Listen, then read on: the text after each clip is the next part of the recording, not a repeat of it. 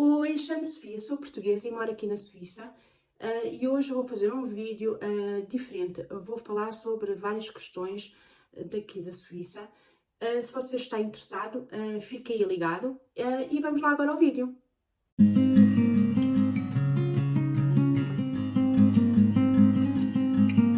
A primeira questão que eu vou falar é sobre a habitação. Existe um grande problema quando a gente vem para aqui, como é que a gente consegue encontrar habitação. E posso-vos dizer que a primeira habitação, antes de fazermos 3 meses de contrato, é complicado. É complicado porque a maior parte das habitações são alugadas, não são compradas. Existe agora um maior aumento de habitações compradas, mas a maior parte são alugadas. Ou seja, nós somos inquilinos e esses prédios pertencem ou a agências imobiliárias ou a particulares. E aí é que se torna mais difícil, porque para alugarmos qualquer coisa temos que ter o nosso contrato de trabalho, as três fichas de salário, as 3 últimas fichas de salário, e temos também que ter o nosso atestado por suítes. O nosso atestado por suítes é um atestado em que nós tiramos num local em que pagamos. Na altura eu pagava, eu acho que ainda está a 20 francos, no qual lá está escrito em como não devemos nada aqui na Suíça. E também temos que apresentar a nossa autorização de residência. E aí é que as coisas se tornam difíceis, porque se a gente tivesse que apresentar só um fiador, era diferente, mas não, nós temos que apresentar várias coisas. E isso acaba por se tornar difícil. Por isso é que eu aconselho o primeiro apartamento é sempre alugado ou num hostel ou num hotel, mas no hotel fica caro, ou numa pousada, ou então, se tiverem a sorte de conhecerem alguém que vos possa alugar um quarto, também é bom, ou então pelo Airbnb, é a única hipótese no início, quando aqui chegamos. Nós, quando recebemos depois o apartamento, assinamos um contrato, e nesse contrato nós costumamos, eles escrevem-nos um papel com tudo o que se encontra de mal no apartamento. E nós temos que ler bem o que é que está lá escrito, para sabermos, porque quando formos entregar novamente o apartamento, terá que ter tudo em condições. Se não tiver tudo em condições, somos nós que temos que pagar, percebem? Porque, por exemplo, se tiver tudo pintado, se vocês entregam um apartamento sem estar pintado, vão ter que pagar essa pintura. E quando é da agência, a pintura da agência acaba por sair mais cara se vocês fizerem a vossa pintura, não é? Desde que façam bem feita. O melhor, quase sempre, é contratar alguém, que foi o que eu fiz, contratar alguém que já seja pintor aqui, que já sabe como é que consegue entregar, já sabem, já estão habituados como é que entregam os apartamentos. E aconselho toda a gente a fazer isso. Se não, acontece o que me aconteceu a mim, que no primeiro apartamento eu tive que, só lá tive 7 meses, mas a Madalena dormia em frente à parede, metia constantemente os pés, porque ela era pequenina, tinha 4 anos, estava sempre a colocar os pés nessa parede, as mãos todas sujas nessa parede, escreveu na parede. E mesmo eu a limpar não consegui tirar, porque muitas vezes as paredes são crepi, não são paredes lisas, são um bocadinho de crepi, parece uma tinta de areia e é difícil de lavar. E então eu, como não mandei pintar e eu não a pintei, depois tive que pagar só por um bocado da parede 800 francos. Então acaba por se tornar muito caro. Eu, por exemplo, quando saí da minha casa de 3 peças, conheci uma pessoa e essa pessoa acabou por me pintar a casa. O meu quarto não precisou ser pintado, as 2 casas de banho também não, tínhamos 2 casas de banho, porque aqui usa-se muito. Há a casa de banho com a banheira e a casa de banho que tem a banheira não tem toalete, e depois a outra tinha a toalete e só o lavatório.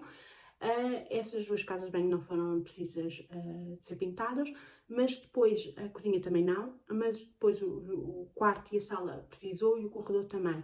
E só me levou 300 francos, enquanto que da outra vez, pela agência, levou-me 800 francos e foi só uma parte de uma parede.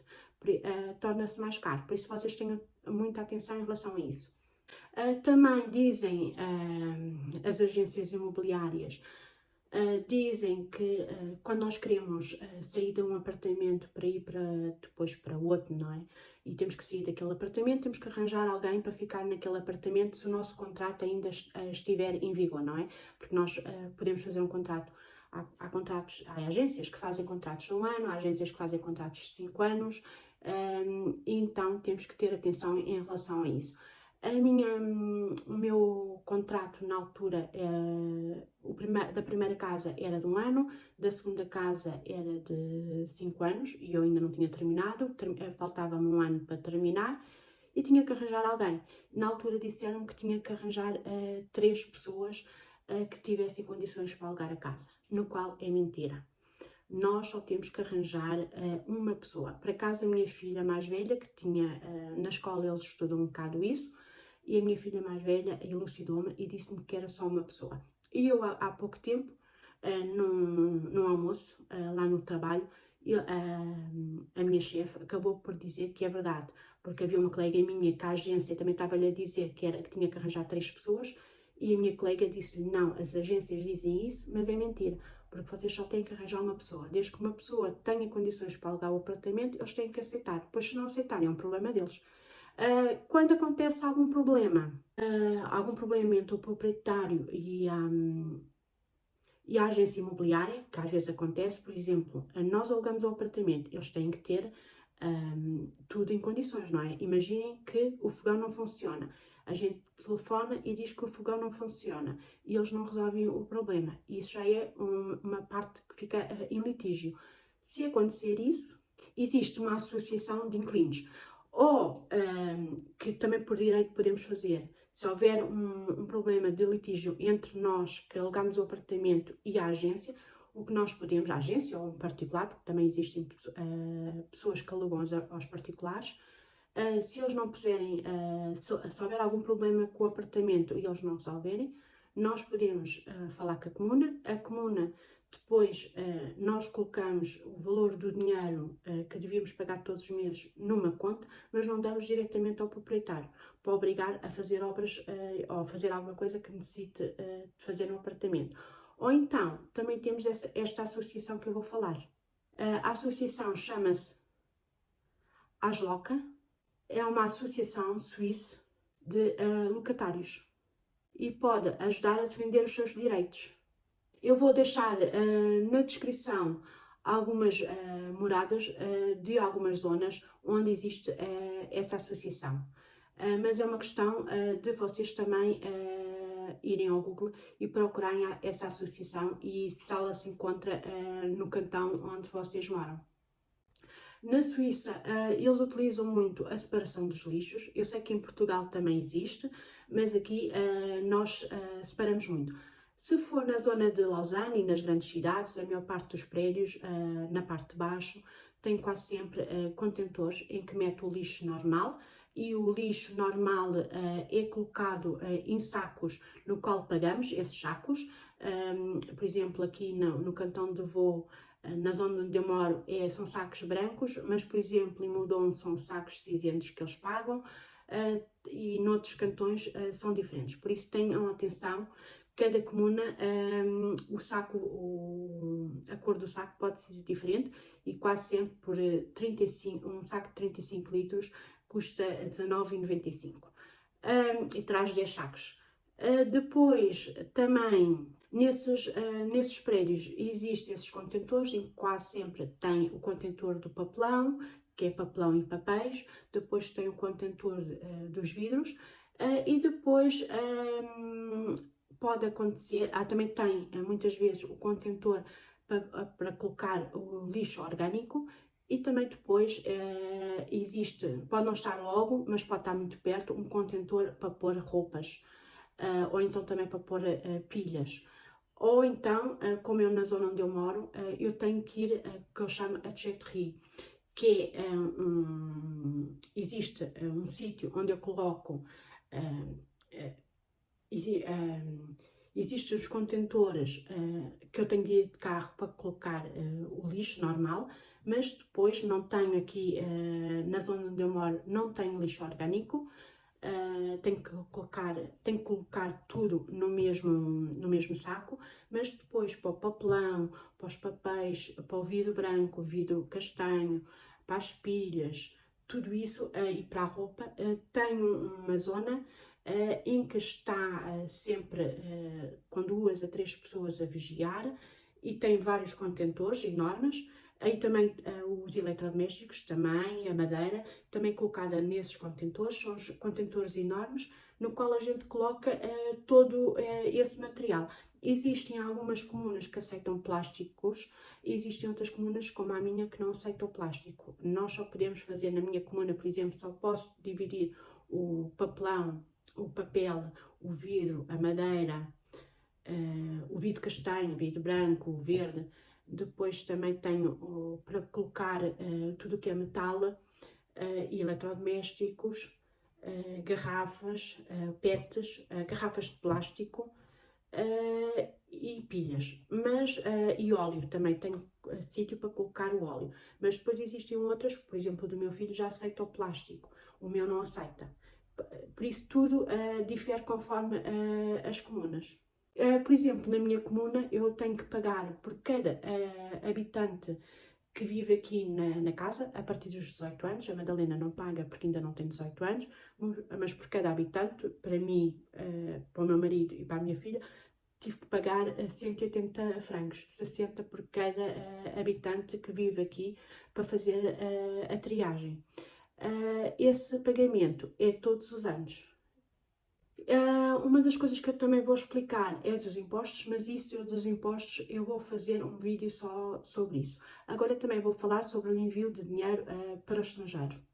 Vou colocar aqui na descrição um site que tem a ver com um folheto que fala sobre as transferências de dinheiro para o estrangeiro. Pode ajudar a compreender o funcionamento de diversos modos de transferência de dinheiro, apresentando as suas vantagens e desvantagens. Existe em várias línguas e pode ser encomendado gratuitamente através de info@seco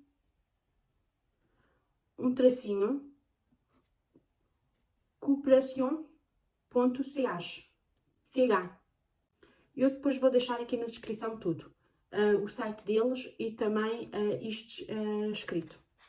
Outra coisa que eu vou-vos dizer, não sei se vocês sabem, se vocês, porque existe muita gente que vive aqui na Suíça, mas ainda tem a sua morada em Portugal. Se vocês vivem aqui na Suíça e têm registado no vosso cartão de cidadão a morada de Portugal, vocês tenham atenção, se tiverem filhos, que façam 18 anos. A partir, porque há muita gente que não sabe, que hoje em dia é obrigatório, seja rapariga, seja rapaz, é obrigatório fazer um dia de serviço militar em Portugal. Se você tiver filhos que façam 18 anos e ainda tiver a morada de Portugal, terá que ir ao consulado português e no consulado português terá que fazer um papel antes da criança, ou antes da criança fazer 18 anos, quando tiver quase a fazer 18 anos, ou então logo a seguir a ele ter feito os 18 anos, porque senão ele vai ser chamado para a tropa. Pelo menos é obrigatório ir um dia. Terá que ir ao consulado português e no consulado português terá que fazer uma carta e no qual pede desculpa ao presidente em que a criança está no estrangeiro e que não poderá ir a fazer esse dia que é obrigatório de serviço militar. Se não tiver feito isso, depois é assim, pode sofrer consequências depois lá em Portugal. Mas é obrigatório fazer uma coisa dessas.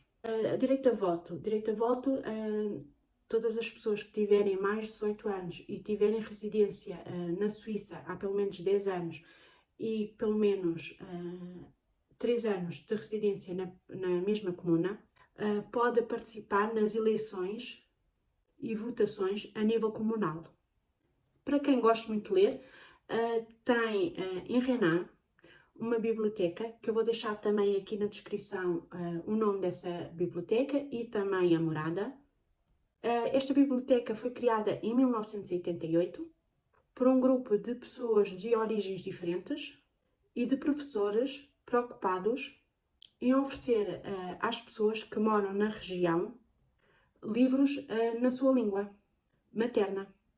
A biblioteca tem à disposição cerca de 27.000 títulos em 272 línguas e está aberta a todos. E dispõe também de muitas obras didáticas para a aprendizagem do francês. E propõe serões de encontro e de debate para praticar e aperfeiçoar a conversação em língua francesa. A biblioteca também cantonal e universitária, ali na Ripon, quem conhece Lausanne conhece a Ripon, e esta biblioteca na Ripon dispõe de diversas coleções em línguas estrangeiras, nomeadamente em português, de uma grande coleção de textos bilíngues e também métodos para aprender o francês. Vou deixar ficar aqui na descrição também a morada deles e assim poderem dar uma olhada. A maior parte das localidades dispõe de uma biblioteca municipal onde se pode inscrever para pedir livros emprestados. E também, como eu já mostrei num vídeo, também existe aquelas antigas cabines telefónicas no qual eles colocam lá livros e também pode ir lá buscar os livros, servir-se e se tiver que entregar livros também pode deixar ficar alguns livros que já tenham lido nessas cabines telefónicas. E agora espero que vos tenha elucidado imenso e tchau, até o próximo vídeo. Tchau!